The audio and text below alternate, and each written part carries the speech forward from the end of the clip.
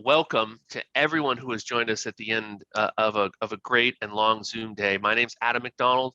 I am the Director of Development at St. Thomas Church, 5th Avenue, New York City, and I also serve on the SEAP Planning Committee. And what that means is this: I don't know the answer, but I know who knows the answer. And so if you need something or have some feedback for a SEAP conference, I would love to hear it. I would love to point you in the right direction. And really what I want to do now is point you in the direction of the Reverend Sanford Groff, who is at St. Mark's Palm Beach Gardens in Florida. He's developed a wonderful series called Cooking Under the Collar. I encourage you to hit the Google machine and check it out, especially if you like to cook. It's simple, it's accessible, he's quite gifted, and his dishes are tasty. And Sanford, what are we looking at here this evening? Hey, thank you, Adam. It's great to welcome everyone into this little kind of special presentation, I guess. And I'm so grateful that you're taking time after probably a long day in front of the computer, a long day on Zoom, to spend the dinner hour with me and with Adam in the kitchen. And I started this cooking show back when the pandemic started in March. I'm coming up on a whole year of weekly shows. I think I'm coming up on my 52nd show here in a week or two. And I basically make a recipe in the kitchen, and I try to, incorporate a little bit about what's going on, how I'm feeling, maybe a little spiritual wisdom if we can, but try to keep it kind of light and fun. And so for tonight, I actually have, it's almost like a double episode, if you will. We're gonna make two different dishes tonight. We're making flank steak, and we're making pasta with a homemade pesto sauce with actually homemade fresh grown basil, which is right there. You'll see that in just a second. And it's just great to be able to share this with you. It's supposed to be light, we're supposed to be having some fun here. So I hope you enjoy what you're about to see. I've had an evolution in this whole process. So I look forward to talking with you probably about that and whatever else you want to talk about afterwards. But I've got the recipe. We'll send that out somehow for both of these. And the flank steak is a family favorite. The pesto is something I learned to make about 1 to 2 years ago. So it's a newer dish. But I'm an amateur cook. My mom taught me how to cook. I had no professional training. And so try the recipes at your own risk. Thank you, Sanford. This is exciting. Cooking at SEAP. I see it. I can see it now. We can smell the bacon. So what's going to happen next is this. We're going to roll tape on this great video that Sanford has crafted for us ahead of time. Our wonderful tech manager in Control Room A, Krista, is gonna press the play. We're gonna watch it. Then we're gonna come back. Sanford and I will talk just a little bit about background and leading up and little things. We had some wonderful conversations leading up to it, and then we're gonna have a Q&A, and it can be about pretty much anything. I will say, avocationally, I am also an amateur cook. I love being in the kitchen. I got my apron on, so I won't be cooking along with the video, but I will be enjoying and thinking about it. So without further ado, Krista, if you can roll the video, Sanford and I will also mute. And no, not mute too fast though. We'll mute. We'll turn off, and we'll see you on the flip side. It's about 23 minutes. Yep. Thank you. Welcome, SEAP participants, to this great networking group. My name is Sanford Groff. I am the Associate Rector at St. Mark's Episcopal Church and School in Palm Beach Gardens, Florida, part of the Diocese of Southeast Florida. Over this pandemic, I've been doing a little cooking show, so I want to welcome you into the kitchen, where we're going to spend a little bit of time actually making a couple of recipes. Over the pandemic, I started a little thing on YouTube. It's called Cooking Under the Collar. I am your host, Under the Collar, so it's, catchy, hokey, whatever you want to call it. And I wanted to just share a little bit of that experience with you tonight. So we are actually going to make two different dishes for dinner. We're going to make a flank steak. I'm going to marinate it in just a second here and marinate that. That'll be an overnight marinade for you. And then a pesto pasta. Made with homemade or homegrown basil here, made in the house right back there with that arrow garden. So great to have you tonight. We're gonna be chatting a little bit in a little while, but I hope you enjoy this kind of crazy take on what a cooking show can be when a priest is hosting it. This is Cooking Under the Collar. We're gonna start with our flank steak marinade, so let's look at the ingredients. Here we've got a flank steak, beautiful, delicious, just from the grocery store, Costco, thawed after a little time in the freezer. I've got 1 lemon sliced. I've got an onion here that has just been sliced as well. You could use green onion if you'd like. I've got 2 cloves of garlic. Our liquids are going to be Italian salad dressing. This is my homemade version. Soy sauce, red wine, just cheap red wine. This is from Trader Joe's. Got some mustard, some ground ginger, and a little bit of honey. We're going to put all this together and let this marinate overnight. Let's start with the liquid ingredients. All you're going to do is equal parts. So if you're doubling this, you can just do equal parts, 1/3 cup of red wine, 1/3 cup of soy sauce, and 1/3 cup of Italian dressing.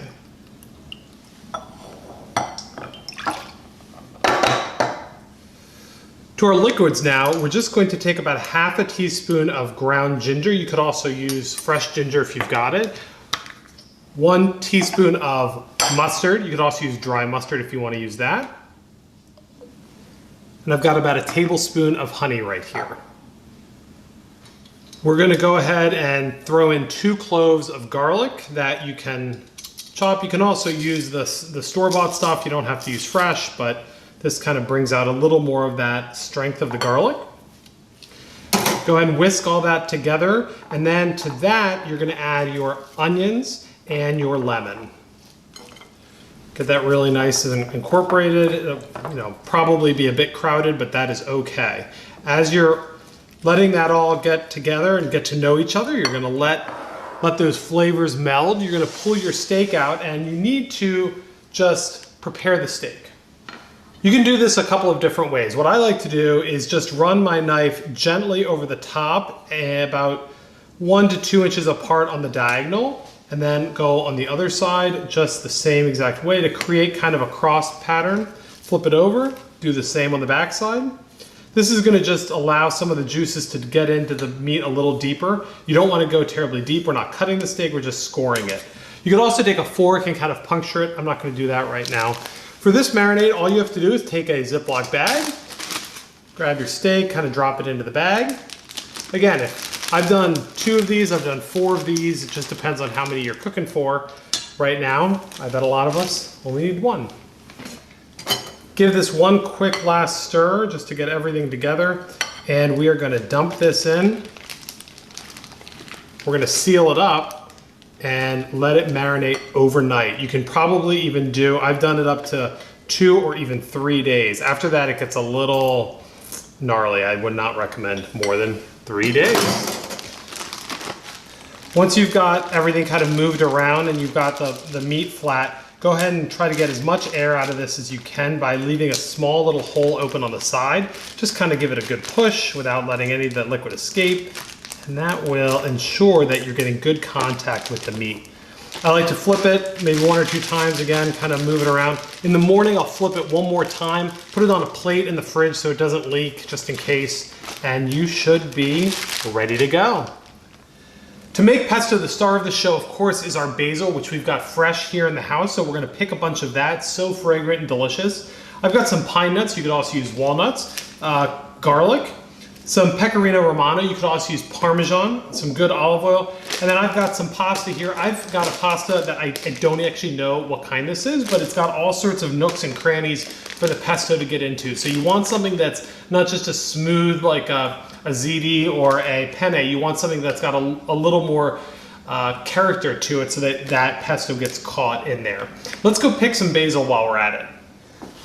This is what's called an arrow garden, and my house here has that, and so we are kind of just pulling some of the basil off and cutting it. You want to cut it where the break is, where there's some extra leaves growing, and you don't want to cut more than 1/3 of the plant. I'm probably going to do a nice haircut on this buddy, and that way the basil's nice and fresh. Of course, I've been getting it normally at the supermarket, so that's a fine option too. But if you've got one of these, you've got some basil that's growing like mad, you can certainly cut it on your own. You can see I've given it quite the haircut here, just finishing up a few pieces. I've got a beautiful mound of basil. Normally I get about 2, maybe 3 packs at the store, but this is a far cheaper option. This is like the 4th or 5th time I've actually been able to do that with this plant, so that is great. You know, I was kind of thinking about my little show here, and the thing that amazes me is that you can do this with anything. You could be gardening outside and filming yourself, and people probably would watch that. I would at least tune in to see what's going on with that, and maybe learn a couple of tricks myself. And probably if you garden or if you grow basil, you're probably watching me do this going, if only you would have watched me kind of grow basil in my garden. So if you're out there thinking, hey, maybe I should do something on YouTube and grow my own thing, we'd love to watch. Let's go get this washed up and prep it. Before we clean up the basil, I want to just toast a couple of these pine nuts. Toasting nuts helps bring out their flavors, and if you just kind of spend a couple minutes over a dry skillet with these, it'll really kind of enrich the flavors. This gas stove here reminds me of how I came to begin cooking. My mom had a gas stove just like this when I was growing up. When I was a little boy, maybe 2 or 3 years old, I would kind of come over to the stove, and even though I'd be way down low, I would be able to reach up, and I loved this sound. I love that sound, and I would play with the knobs, turning the knobs on and off. Kids, do not try it at home. And my mom would try every tool in her arsenal to get me to stop. She would put me in timeout. She would yell at me. I think even, you know, these wooden spoons came in handy maybe once or twice. I don't remember. But finally she realized that the best way to get me to stop playing with the stove was to actually pull up a step stool and teach me how to cook. And when she asked me what I wanted to cook that first time, it was eggies. I loved scrambled eggs. So she would teach me how to turn the stove on properly, how to set the temperature, which we're gonna set to medium, how to throw some of these pine nuts in, which in that case were eggs, and then how to stir them using that same wooden spoon. So it all worked out because it really kind of instilled in me that love of cooking.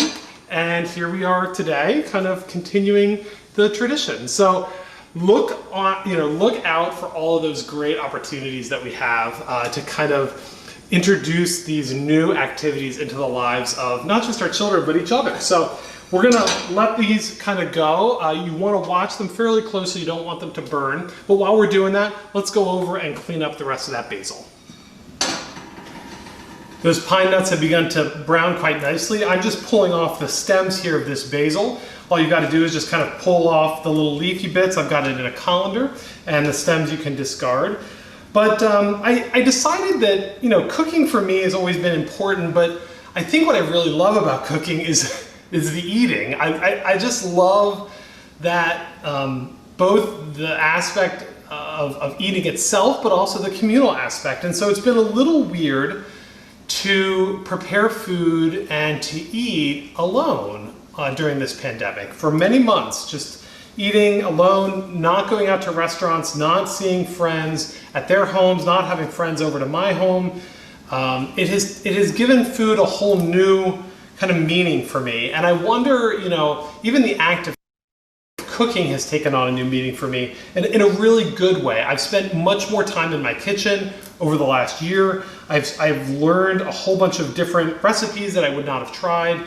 I would even say on a spiritual front, I've spent more time with cooking as prayer, especially when I'm by myself, maybe listening to music that might have a more sacred bent to it, that is part of kind of my new spiritual rhythm, is being able to cook and pray a little bit. These are toasted quite nicely, so we're gonna pull these off and just let them cool. I think you can kind of see how toasted they are. Yep, you can see that there, right? So they smell incredible. Again, careful not to burn them. I'm gonna give these a quick wash and we'll put everything together for the pesto.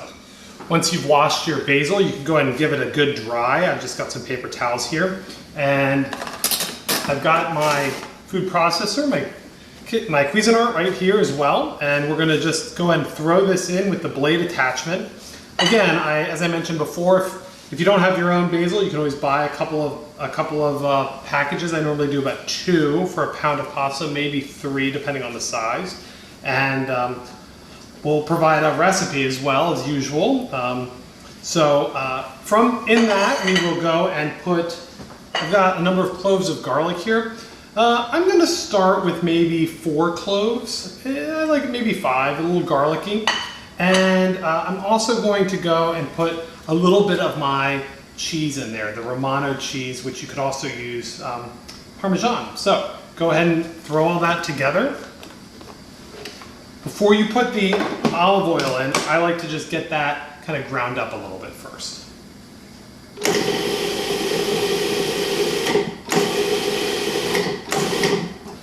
And then with mine, I like to actually pour the olive oil in as it's going. I just use the spout here. So I just eyeball it, honestly. I don't know. I mean, cooking kind of has, this is not baking, right? Baking is more of the chemistry, the science. This is a little bit more, I guess, of the art, if you want to call it that.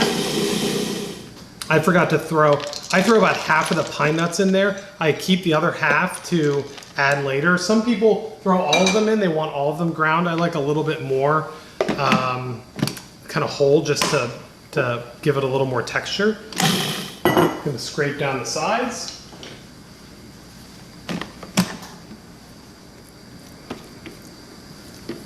It's starting to get there. It's a good bit of olive oil. There we go. I think you can probably see that nicely there, right? There it is. You can see that it's got a nice consistency. It kind of coats a spoon nice and thick. You can add a little more olive oil when we do the pasta, but I think that's good for right now. You can give it a taste, although it's going to be pretty strong. I'm going to put a little salt and pepper in it and give it a taste. Yep. Needs a little salt, a little pepper, and it needs a little more cheese actually. I've got some water boiling here in a pot, and we're gonna go ahead and salt that after it boils. Kind of read recently you're not supposed to salt it before it boils. I think I've been doing that wrong, but enough to make it salty like the ocean. And there it goes. And to that, we're gonna add our pesto, or our pasta. I like mine al dente, which just means that it's a little more chewy, especially because at the end of this, I like to go and I like to just cook it with the pesto. It kind of mellows the pesto out a little, takes some of that sharpness away. So throw your pasta in. This is going in for 11 minutes. We'll see you soon. I let this steak come up to room temperature, almost. It's still a little chilly. I've got it in the bag, of course. And it's been a day, so I did that marinating last night. Using just a charcoal grill here, and we're gonna clean it off real quick. And then I like to actually spray my grill down a little bit with some Pam. Just being careful not to let the flare-ups get you. Of course, it's a nice sunny Florida day, Florida afternoon, and we are westwardly facing right now, so the sun is just there in my eye a little bit. I'm sorry about that, the angle here, but do the best we can. When you pull this steak out, don't try to get all the lemon and the onion. I've got a couple onions there, that's okay. But we're gonna go direct heat, and we're gonna let that cook 3 to 4 minutes. We're gonna flip it 3 to 4 more minutes for medium rare. See you in a minute. All right, it's been 3 minutes, maybe 3.5, and I'm just gonna flip this. Ooh, that looks great. Perfect. Gonna cover it back up, another 3 minutes on the timer. While we're kind of waiting for that, it's just gotten me thinking about our time here together, and I've used so many different kind of biblical images over the course of the pandemic to talk about how we're in the wilderness, almost like our Lenten journey right now, or we're out with the Egyptians wandering in the desert with Moses leading us, and we're kind of remembering our time in Egypt differently than it actually was. And it's got me thinking, as we now are getting vaccines, and even though I haven't been vaccinated yet, I know a lot of people over 65 have, and with previous conditions have, and nurses and doctors have. But as we kind of come to the end of our pandemic time in the next number of months, I'm sure, it's got me thinking, what am I going to miss from this time? Like, what might I have been experiencing now that I actually really enjoy, even though there's so many things about this that have felt like fasting and sacrifice. But what are some of the things that maybe I like? I mean, maybe it's a different pace of life, or I think for me, it's probably the amount I've been able to cook in my own kitchen. But it'll be so great to get back together. But I also think there are things that we will end up missing about our pandemic time. And I hope that we're going to be able to take some of those lessons, if you will, some of those experiences, and transition them into whatever. So one of the things that happens sometimes is that you run out of battery, and now our steak is done. So we're going to pull that off and put it under some aluminum foil, let it rest about 10 minutes before cutting into it. Our pasta is done, so we're going to go ahead and drain that. Again, a little al dente. Now what I like to do is just take that pot and I just put the pesto in the bottom of the pot, and that way it's going to cook down just a little bit. You might need to, again, not for long. It's nice and green. You're going to need to add a little more olive oil. And give it a good stir. And throw in those pine nuts. And some more cheese.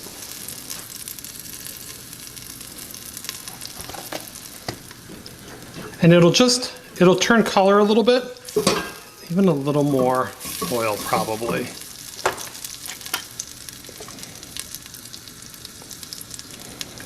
Cooking by sight. We cook by sight, not by rules. Yeah, that looks pretty good. Just kind of giving that a good stir, getting that all warmed up. Once that's got a little heat to it, go ahead and add your pasta back in. I'd pull it off the heat at this point. Give it a good stir. Even a little pasta water in there is going to be okay. It's not going to hurt anything. Look at that. Incredible. Perfect. You know, nice and saucy. Looks great. We're going to throw a little Parmesan on top when we plate it up. After about 10 minutes of resting, you can unwrap your flank steak. This is just one of my family's favorite recipes. My mom and I perfected it over the years, and it is a family favorite. You can kind of hold on to the juices if you want to drizzle them over at the end.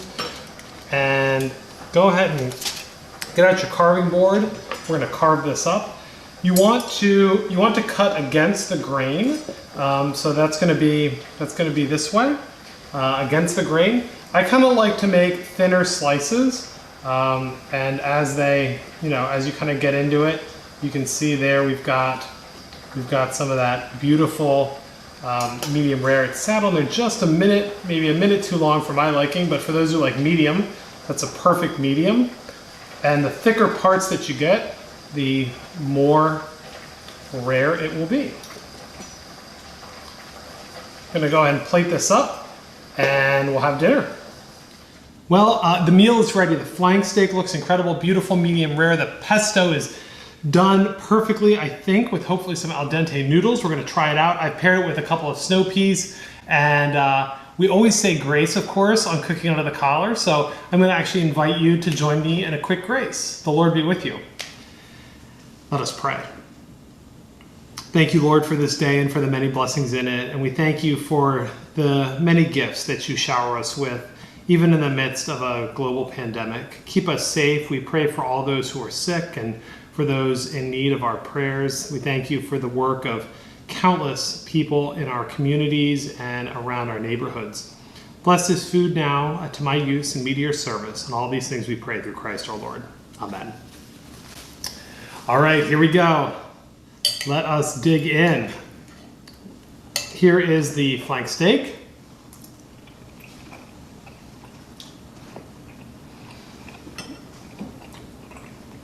Flank steak. it's a chewier steak, right? That's why you marinate it for so long. You marinate it for at least overnight. But this marinade just has so much going on. You can get that red wine, you get the soy sauce, you get the Italian dressing, you even get a little bit of that ginger. I think it all kind of comes together, and I love it. It reminds me of home. So definitely give that a try next time you want a little steak, and especially flank steak. It's not a very pricey cut, so I think it should be good. Let's give the pesto a try. So fresh. I love pesto. I don't think my mom likes pesto, but I love pesto. And I, for whatever reason, have taken to pairing pesto with steak. And I love the combination. This is definitely got a little bit of a kick. If you put a little more garlic in, have a little bit more. If you pull back a little, probably a little less. But that's why I like to cook it at the end, just to mellow it out. It's good. It's good eating, and I hope that you give this a shot. You know. So thank you so much for spending a little time with me here in the kitchen. It's been great having you, and we're going to spend a little more time just chatting about various things that are going on in our communities and our parishes and in our lives. Yay! It is so weird to watch yourself like that, and I'm sorry about the audio delay. I just think with all the technology over Zoom, it just delayed us a little bit, but it's just a surreal kind of thing. Yes, raise your hand if you're starving. Oh my gosh, that's fantastic. Again, that was pre-filmed, so I do not have a big plate of steak and pesto with me right now. I wish I did. I'm starving as well, but it is it's fun. And I even as I watch some of that stuff, I'm like, I bet you guys actually have a lot of tips for those who are more experienced in the kitchen. I'm sure, Adam, with your cooking, you probably have a ton of things you could share just from a technical standpoint. But that's so yeah. I mean, here's what I'd like to do. Ask you a couple questions about the cooking process. Then maybe we could take it back a few thousand feet and just talk about your general process, and then we'll open it up. I don't want to take a lot of time because we have a wonderful group here. So excited that y'all have joined us. Really, it feels like the end of a long day, but also I am quite energized by the people that we've been able to spend time with, and also, frankly, by watching you, man. It was a long. I was like, ooh, 22 minutes. That's going to be a thing, but it went by like that. But I also love to cook. So a couple questions. First, like on this specific recipe, the lemons and the steak. I've always been concerned about adding acid to like a meat, and like, does that cause you any toughness? Do you have to work around that? I think that the lemons I think that acidity helps break down some of the toughness of the steak. So I think between the acidity of the lemons with the soy sauce, even the Worcestershire sauce, right. I'm sorry, the red wine, all of that kind of works together. And when you slice it thin, it does come out pretty tender. Yeah, I like it. I have some flank steak in the freezer, so we're going to be doing that. I promise you. Just in general, I know you've mentioned your mom, and I mean, part of cooking, one of my favorite cooks is Jacques Pepin, and he always says, like, I hope you do this with your family. And I love that you're doing this with your mom. I mean, cooking influences, favorite chefs or cookbooks or recipe recommendations. Yeah. Thanks to Daniel, by the way, who goes and affirmed the acid breaks down the protein. I appreciate that. So we've actually done a couple of collaborations with my mom, with my aunt, with my cousin. We actually did one with the director of music, Daniel Bayless, who's also an amateur chef. And so it's been great to actually get some other recipes from those people and to incorporate them into my own cooking. Some of the things that I've made, even some of the things I made with my mom, like we made these molasses cookies before Christmas. And I remember watching her make these growing up year after year, and I love her molasses cookies, but I didn't ever remember making them. And so to actually do that over Zoom was just a great way to connect. I watch a couple of folks on, I used to love like Emeril Lagasse, right, growing up on the Food Network. I watch Alton Brown. That kind of speaks to the inner chef nerd in me, the Alton Brown. And recently, I've been watching a couple of different people on YouTube. Josh Wiseman, if you've heard of him, he's out of California. And there's a new chef who's kind of a younger chef, Alton Brown, who I watch on YouTube as well. So YouTube has really kind of democratized the field and allowed a bunch of people to kind of jump in. So it's great. It's kind of a great little community. Do you have a specific recipe or genre of kind of cooking that you like? I've got a sweet tooth, so I make a lot of desserts and baked goods, and it's just because I love to eat. But I think I'm probably better at the entrees, at dinners and primarily meats. So that's kind of my genre. If you're getting up into the high level baking, there was one. I just have to say that there's a video that I wish I could show you, but I was watching the Great British Bake Off, and they made a Genoese sponge cake. So I was like, oh, I can make a Genoese sponge cake. Like, how hard can that be? A Genoese sponge cake has no chemical leaveners in it. It doesn't have baking soda. It doesn't have yeast. It doesn't have baking powder. It's leavened because of the eggs. And you whip enough air into the eggs that it leavens the cake, in theory. Of course, I made this, and I actually took it over to my rector's house and made my rector and his wife try this cake on camera. And I've got this great video of my rector's wife trying this trying this cake. And let's just say it was not ready for prime time. It did not go over as well as I thought it would. I eventually did it again and kind of got the recipe down. It's a hard recipe, but yeah, baked goods are good but hard sometimes. Good. We just saw a massive cooking success, and so I was going to ask you about a cooking fail, but I can cross that off. I guess the thing that I think would be wonderful for folks to hear is just maybe a little bit of your origin story. I know that you and I talked on Sunday about your call and that you'd always been religiously minded and you see the world through a relationship with God. But if you want to speak to that, and also we had some wonderful comments in the chat, I thought about like the medium of this and the idea that a priest in a collar is grinding up some basil and marinating a steak, and just your views on that. So wonderful for folks basically to get to know you a little more. Yeah, I mean, very very quickly, I grew up Lutheran. I became Episcopalian, actually working at an all boys Episcopal school in Baltimore, Maryland, St. Paul's School.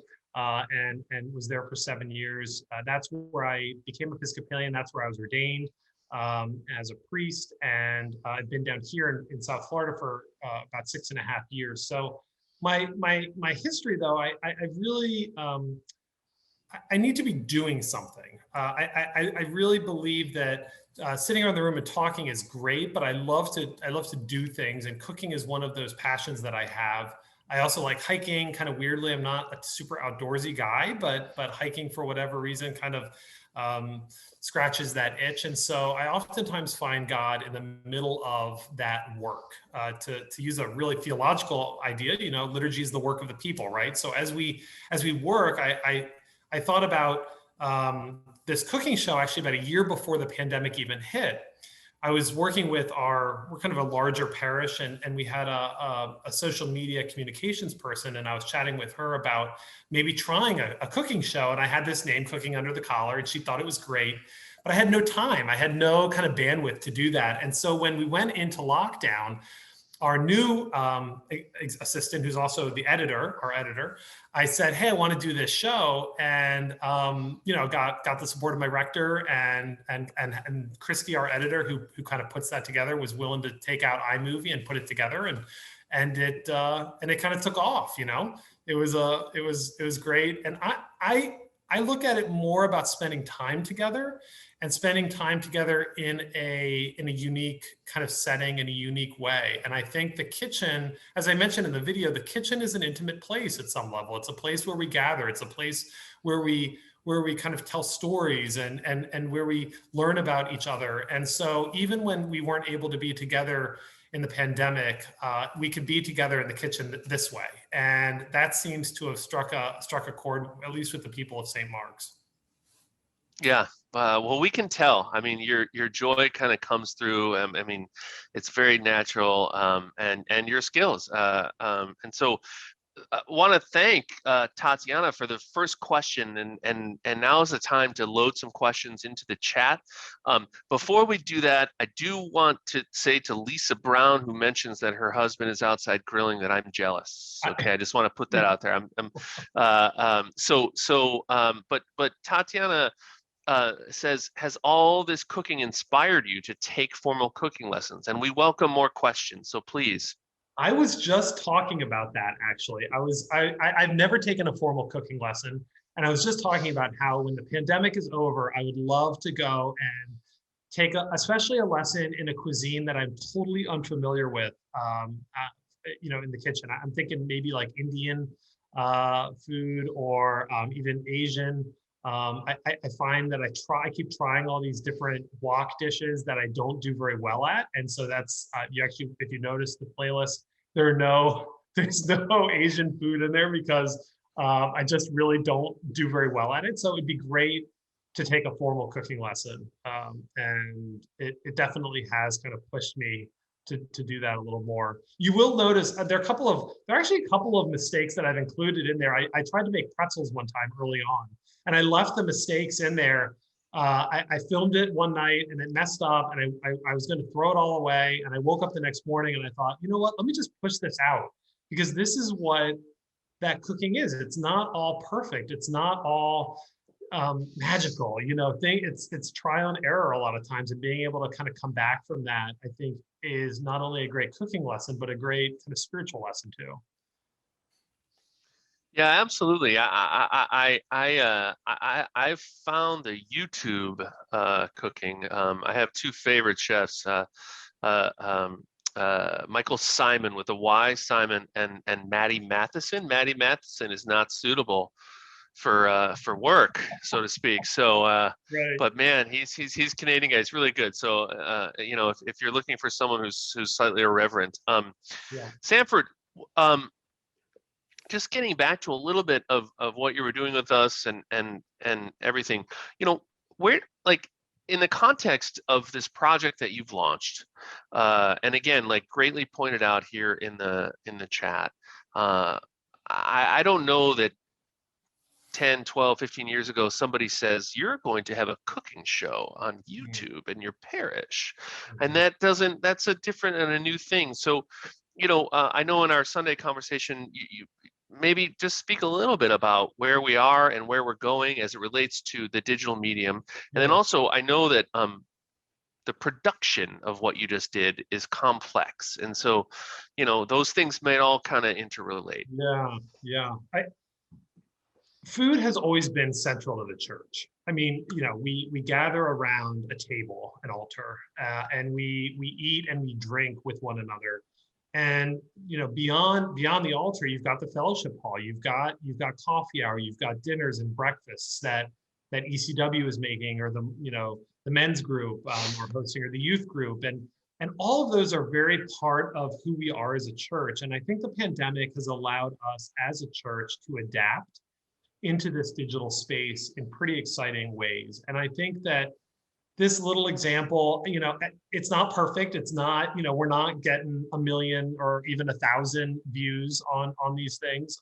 It's really kind of localized, but it's as I said, it's kind of gathering around the church kitchen and having those conversations and doing that work together. And I think that this is the type of adaptive resilience that we're seeing from our church, and we see it all. We've been in workshops all day where we've heard about different stories about people launching new apps and people streaming services and doing digital coffee hours and all these things. And I think that is exactly where the world is right now. And I think that there's a lot that we can learn about that moving forward, about how we reach people and how we are church to people where they're at, which is oftentimes online. So it's not just a website and a Facebook group anymore. It's trying to put yourself in a position honestly, that's a little vulnerable, right? It's a little vulnerable for me to welcome my parish into my kitchen, especially when I've never actually opened my home to my parishioners in person. But to go and to say, hey, come on in, and you're going to kind of see what's going on in here. From a technical standpoint, I do want to say one thing about the technical piece. We're really fortunate that we've got Christy who does the editing of these things. Editing takes a long time. And for a 23-minute video like that, she probably took almost an hour or maybe a little more of footage to kind of chop it down into those pieces. And we initially started this doing that over text message because we weren't in the office. Now we're kind of back in the office and we're able to kind of yell down the hall to each other, which is great. But through this iteration, I started with my phone. I just pulled my phone, I grabbed a tripod, I started filming. The next thing I knew, I got some lights. The next thing I know, I got a new phone, then I got a camera, then I got a better tripod. So you can kind of go down the equipment route, which is fine. But at the end of the day, I think for me, it's really about being authentically present. And even that can be a challenge at times. Sometimes I will not film on the schedule that I'm supposed to be on. I need to have this filmed and done by Thursday night, typically, in order for a Saturday launch. And I'll get to the end of Thursday and I will not have filmed. The day will have come and gone, and it'll be Thursday at 6 or 7 at night, and I have to film. And Christy's got some little vignettes that I hope never see the light of day of me just in a foul mood filming this show, because it happens. You're not always wanting to do it, but you have to do it. And I think that consistency is another piece of our digital life together. Is that if we have not missed one episode in the almost 52 weeks we've been doing this. And I think that consistency is almost more important than the production value, or whether we get the recipe right, or whatever is going on during the day. So if you start something like this, I definitely would commit to it for a period of time, even if it's just a month. Do it 4 times, see how it feels. Yeah, I appreciate that consistency so much. I was in a session earlier today where someone said predictability is the antithesis of anxiety. And so like people knowing that they can count on that's a wonderful gift that you've given. And I commend you for it.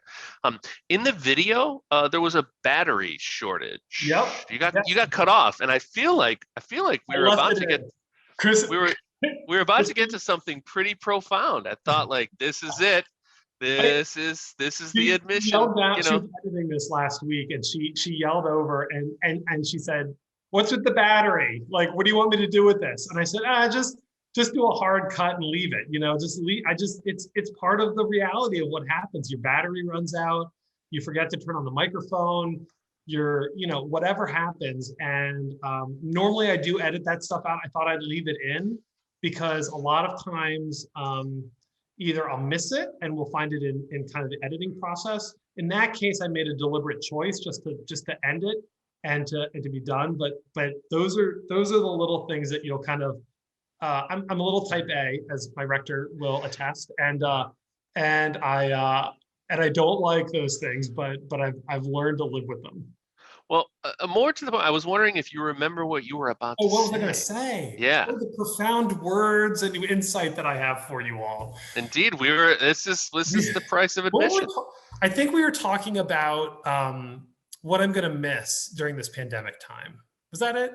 I think it was what we talk about getting back to normal so much, or at least in my circle, we've been talking about getting back. When we get back to normal.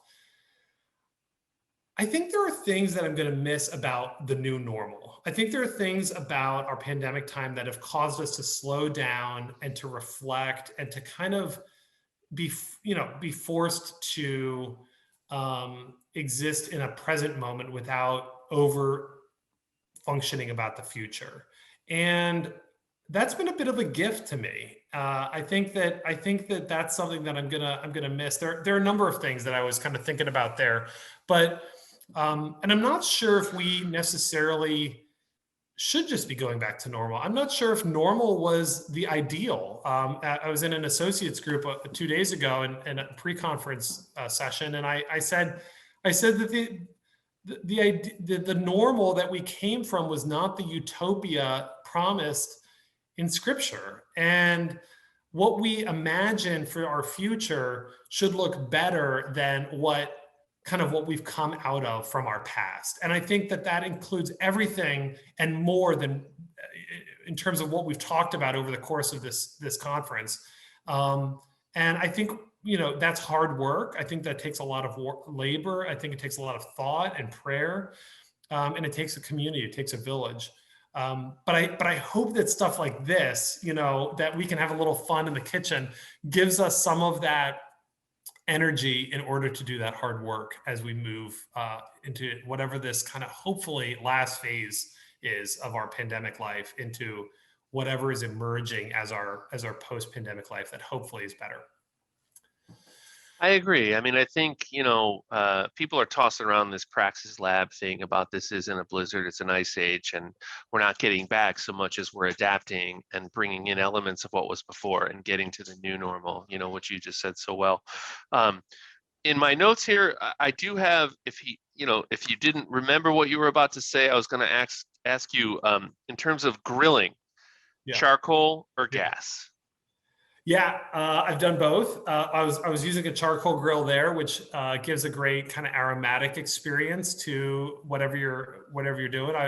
I did some broccoli on the grill actually just a couple of days ago, and it was perfect on a charcoal grill. Gas, though, you can do in a pinch. If you're up north, we're from Philadelphia, and my parents have a gas grill, and even in the middle of winter, you can go throw that baby on and step out into the snow and the ice, like our pork chop friend, and make it happen. So the convenience of gas is really nice, but the charcoal, it gives that flavor that I just don't think can be beat.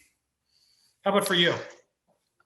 Well, I live in New York City, and I will tell you that in an apartment, and so there is no grilling, and that is the number one thing that I miss about suburban life. I mean, as my kids get older, I also miss the idea of go out and play, go out and play.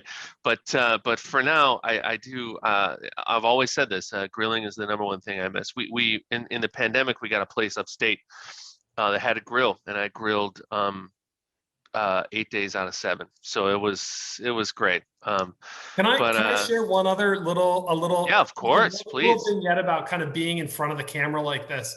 So my parishioners have watched me make, they've made me make creme brulee and mess that up a little bit, but like dump cake, which is this kind of delicious but gross cake made out of cake mix and canned cherries and canned pineapple and all sorts of food, brownies and chocolate chips and everything under the sun. You can look at the playlist. So right after Christmas, I looked up how to make a prime rib. So I made prime rib for Christmas, and it was delicious. And the next morning we had bacon and eggs, and that was delicious. And then that night I had a spicy chicken sandwich, and that was okay. And then I started having stomach pain and I could not sleep.